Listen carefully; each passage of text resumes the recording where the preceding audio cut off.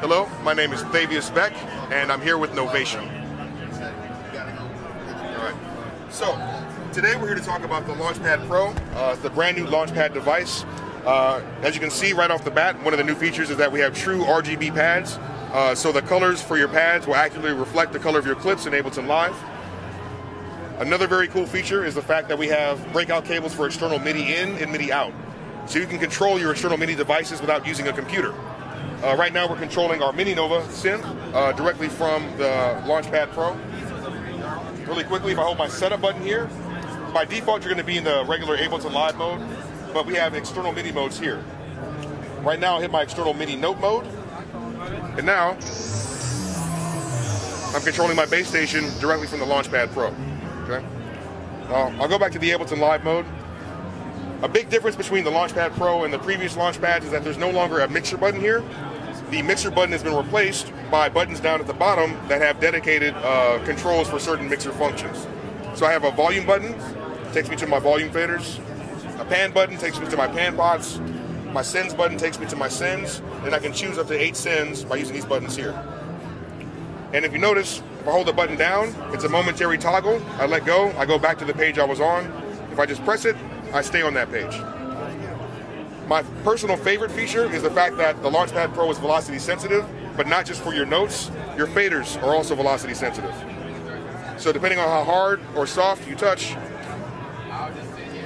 the faders will react accordingly. It's my favorite feature by far. So I'll go back into my session mode here.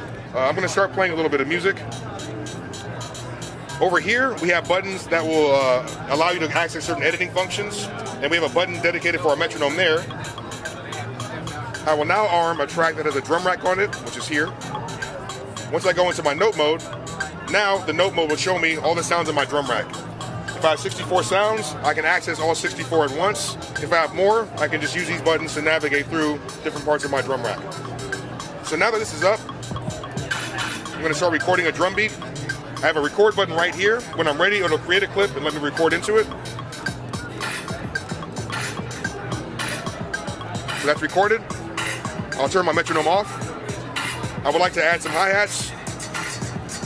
So when I'm ready, I can hit my record button again to overdub. So that's going. I'll go back to my session view. On my second track here, I have an analog synth from Ableton Live. I will arm that track. So now I can go back to my note mode. So now I have my chromatic note mode to control my synth. Although I don't really like that sound, so instead of controlling that synth, I'll go back to my session mode. I'll arm track 1. This is getting audio from my Mini Nova. So now I'm going to control my Mini Nova here. All right, I like that sound much better, okay? So I'll record this in audio. 3.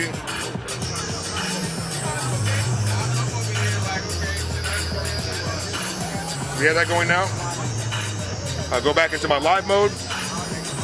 So now I'm going to go ahead and I'm going to select this track here. All my audio is going through this track, and I have an effect on this track that I want to control. So now I'll hit my device button, and now any effects on that track I can control from this page. I have an effect on Instant Jungle that'll make my audio repeat.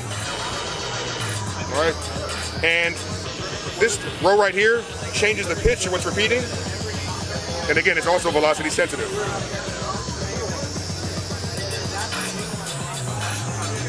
So last thing I'll do is gracefully fade out the volume of all my tracks. Volume.